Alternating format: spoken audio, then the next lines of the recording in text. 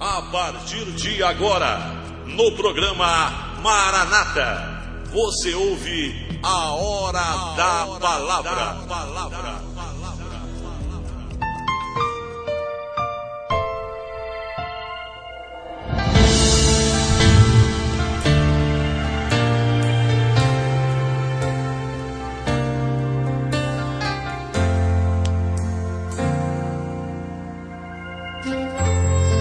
Palavra de Jonas, capítulo número 1, verso 1 e 2.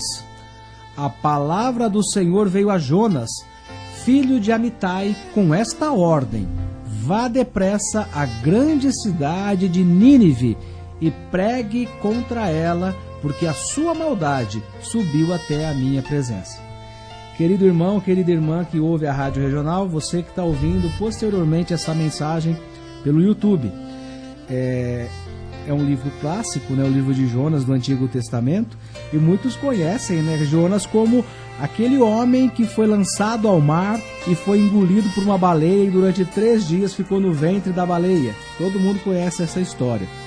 E nós vamos meditar aqui em algumas questões relacionadas a essa ordenança do Senhor logo no primeiro capítulo, porque o livro de Jonas começa com uma ordem do Senhor. Olha aí, Jonas, sai da onde você está e vai para Nínive, porque eu preciso que você anuncie a palavra do Senhor naquela cidade. Então, primeiramente, quem que é Jonas? É o nosso questionamento maior. Para começarmos a falar a respeito desse livro, precisamos identificar quem é esse personagem. Jonas era um profeta, era alguém que tinha uma vinculação, um elo forte com Deus. E ele morava próximo de Nazaré, portanto ele era um galileu, né, da região da Galileia. E Deus somente chama aqueles a qual comissionou para uma grande obra. E quando Jonas foi chamado, ele não quis obedecer, porque ele estava lá tranquilo, estava na sua zona de conforto, não desejava sair do local onde estava, mas aí ele foi cometido pelo Espírito Santo para fazer uma obra para Deus. E aí ele chegou no porto, e ao invés de comprar uma passagem, né, pegar a passagem em direção a Nínive, a qual era a ordenança do Senhor, ele fez o contrário. Ele foi para o outro lado, ele foi para Tarsis. E de repente, quando o barco começou a navegar, eis que uma grande tempestade acomete esse barco de maneira que o barco fica girando para um lado para o outro. E Jonas estava escondido no porão, dormindo. O barco estava prestes a virar, mas esse profeta de Deus, ele queria mais que o barco virasse, porque ele queria fugir da responsabilidade a qual foi chamado. E ele não se preocupou com a circunstância, porque ele queria fugir da responsabilidade a qual ele tinha que cumprir.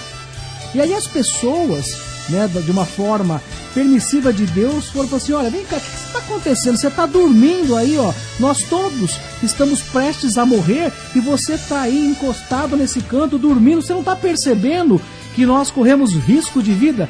Qual que é a tua responsabilidade sobre isso?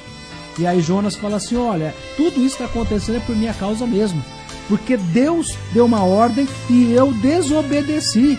Era para eu ir para um outro lugar, não era nem para eu estar nesse barco, mas é por minha causa que isso está acontecendo.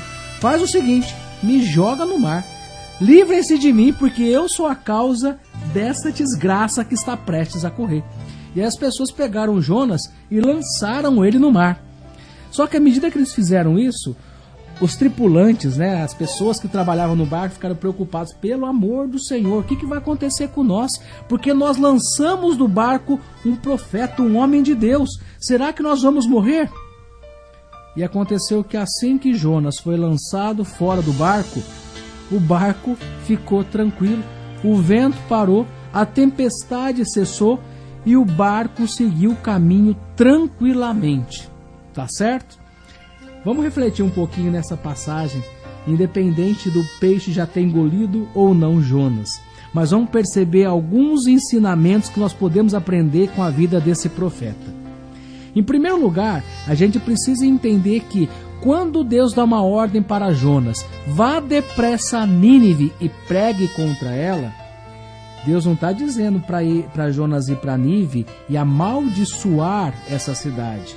Pregar contra ela significa vai lá e mostra, revela a essa cidade todo o mal que eles estão fazendo, todos os caminhos errados que eles estão andando e tudo aquilo que eles não devem mais fazer para que eles possam ser abençoados.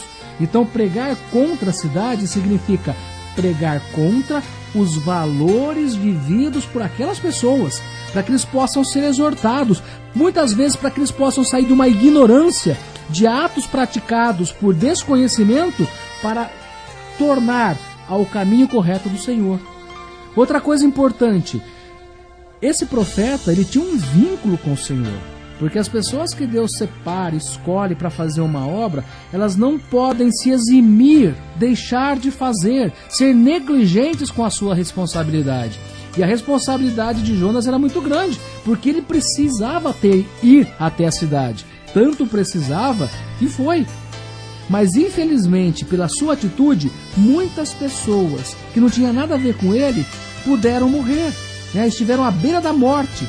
Então as nossas escolhas, elas não podem muitas vezes trazer prejuízo só para nós. As escolhas que fazemos podem colocar em risco pessoas que estão ao nosso redor. Às vezes a escolha errada, incoerente de um homem, de uma mulher, de um pai, de uma mãe, de um filho, pode colocar a vida de toda uma família em risco, pode trazer prejuízo a muitas outras pessoas. Às vezes nós podemos pegar um empresário que, por não cuidar devidamente do seu negócio, pode vir à falência por uma negligência e comprometer a vida econômica de dezenas de pessoas. Então, a necessidade de sermos fiel, né? Aquilo que somos chamados é algo importantíssimo para que nós possamos cumprir o nosso papel aqui. Todos nós temos um papel, todos nós temos uma contribuição a oferecer a essa sociedade.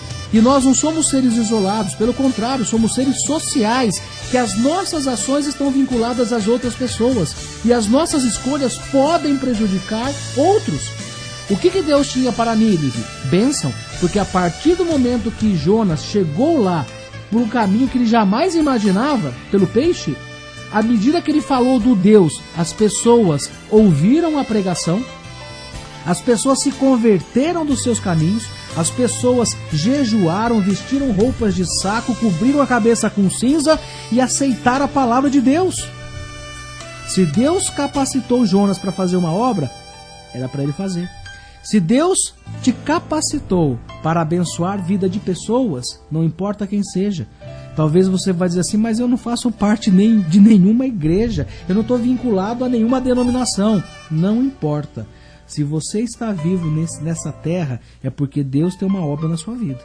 E basta você abrir os seus olhos, os seus ouvidos, para entender qual é a vontade de Deus para que a tua vida possa se concretizar nesse projeto divino.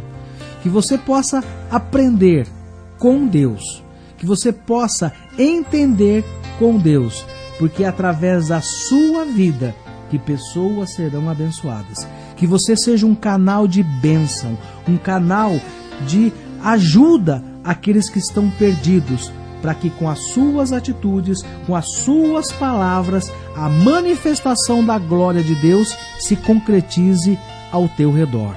Receba essa palavra, guarde essa palavra em nome do Pai, do Filho e do Espírito Santo. Amém.